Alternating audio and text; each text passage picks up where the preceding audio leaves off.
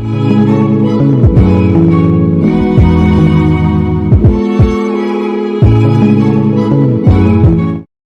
right, man, I plan on doing the live on this, but if I don't get to the live, here we go, right? So, got to play about what happened, about, you know, why Devin ended up going to the zone and shit, you know? And basically, Shakur Stevenson didn't want to fight. He didn't want to fight Devin Haney. He never committed to fighting Devin Haney, and never agreed to terms on fighting Devin Haney. And, you know, by the time y'all see this video, y'all gon' or see the live, whichever one you see first, if I can do one. By the time y'all see this, it's gonna make a lot of sense. Because, you know, behind the scenes, kind of the people that we speak to behind the scenes, like, they clowning Shakur. You know what I'm saying? Like I mean, real, you know, like, real hitters in the game, the old school guys, and everybody be knowing what be going on. Check out the Boxing Room playlist. Thumbs up the video, share the video, subscribe to the channel.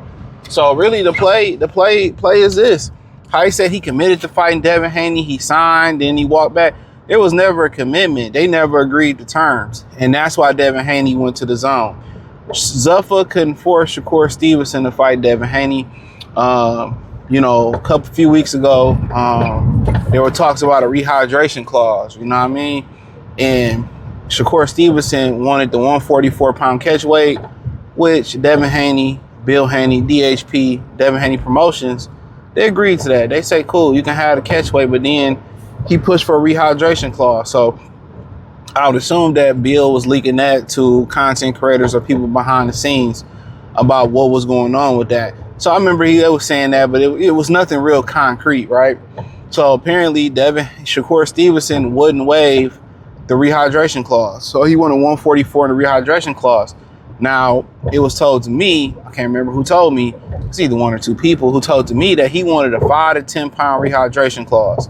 So Devin Haney couldn't come no more. The floor was 149, and the highest he can come in is at 154, you know, the morning of. And, you know, Shakur Stevenson just don't want to fight. That's why he signed to the zone. That's why the zone was able to come in and negotiate with Devin. You know, I don't know the particulars of it, you know, but was able to, you know, apparently they said it was a better deal. Maybe not financially, but there's a lot of perks within the zone deal.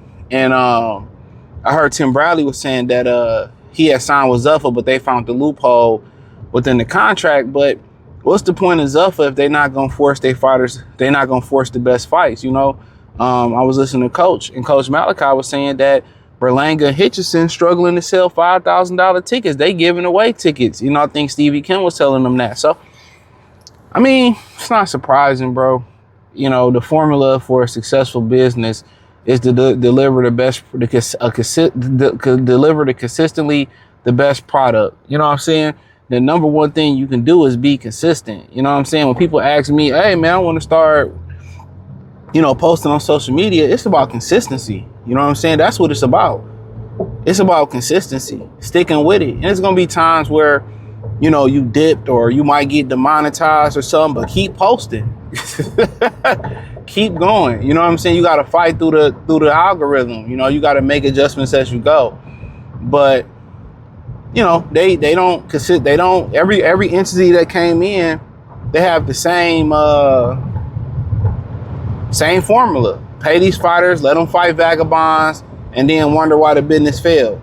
The fighters are getting out like a fat rat. You make this, you sign, and basically Bill is the one that got Shakur the deal at Zuffa. He the one that pitched Shakur. He pitched Devin fight Shakur on Zuffa. I'm assuming they was thinking about putting it on Netflix, and he pitched that, and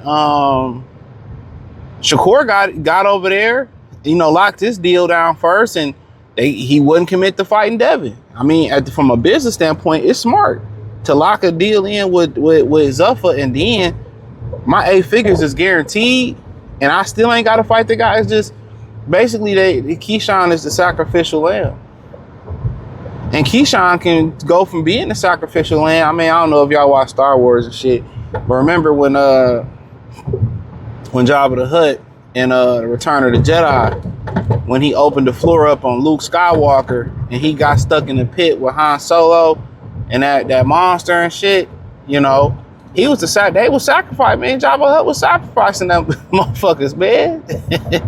And and Luke and Han finessed their way out. And then Jabba the Hutt ended up going to that upper room. You know, that's what Keyshawn got to try to do. He got to try to beat Luke Skywalker. You know, upset the party. And if you start seeing Keyshawn, he do upset Devin, which ain't out the realm of possibility. He's a talented fighter. If he do upset Devin Haney, you know, then he going to be dealing with the dry hate for Shakur Stevenson. That's when it's really going to get good, you know. And I was talking to Coach, and, you know, he consistently saying that he want to see this fight because, you know, Keyshawn's going to press the action, and he thinks Shakur and Dev will be boring. And, I think Devin Shakur is going to be entertaining, honestly. I think Keyshawn and Devin is a better match on paper, but I just think all the embarrassment, the animosity built up. And I was watching the clip, Crawford, he was doing an interview with Akim Barak. I think I'm saying it right, I like them, but and he was saying that, you know, they was doing a blind ranking of fighters, and he was like, Shakur is great, Devin is good, but he good. Like I said before, if he, you know, that's the problem. They've been calling Tank great for so long, you know, calling guys like Shakur great, and they ain't done shit.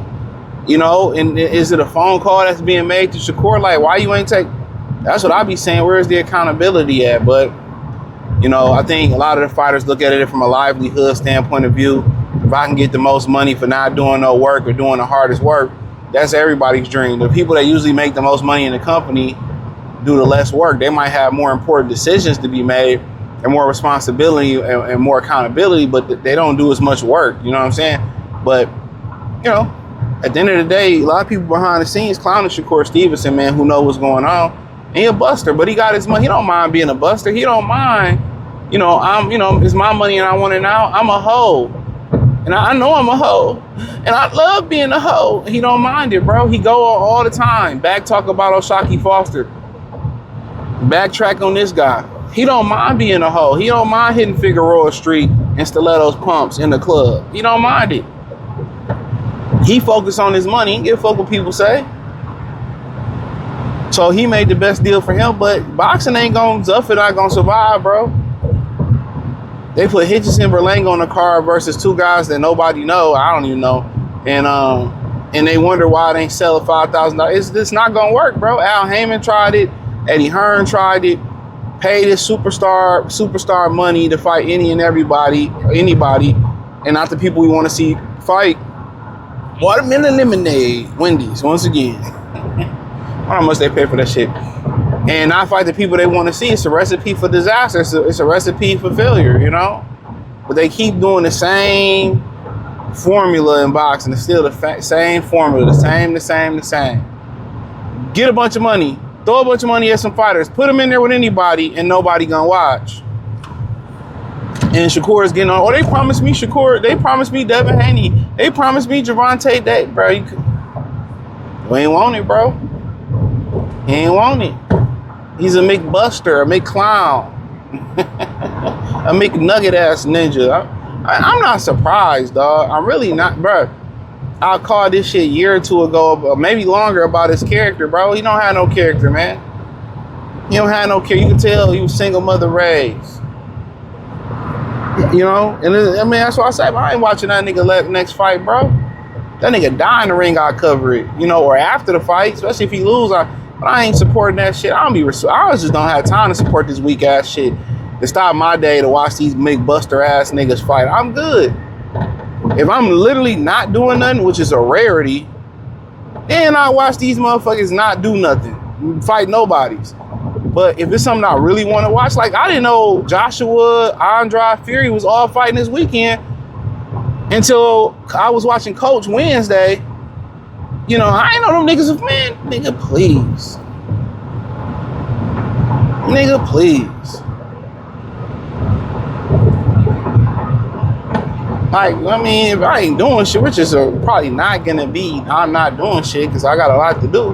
I'm not gonna give a fuck about no Joshua, no Fury fight. I don't care if they fight each other. It's 20 years too late. I don't care about that shit at this point. Too late. Andre, like, bro, like, I'd rather watch an African braid Keisha hair. I'm good. I'm good, bro. They got it. You got it. Bro, I'm straight up. I'm like, oh, watch that old ass geriatric ass niggas fight. Like, it's a wrap. Let me know when geriatric zoo and geriatric Spence fight. But hey, man, thumbs up the video. Share the video. Subscribe to the channel. Find me on X, Facebook, Kick, Twitch, Instagram, Spotify, Anchor, Cash App, Venmo, PayPal. Appreciate the love, support. Peace.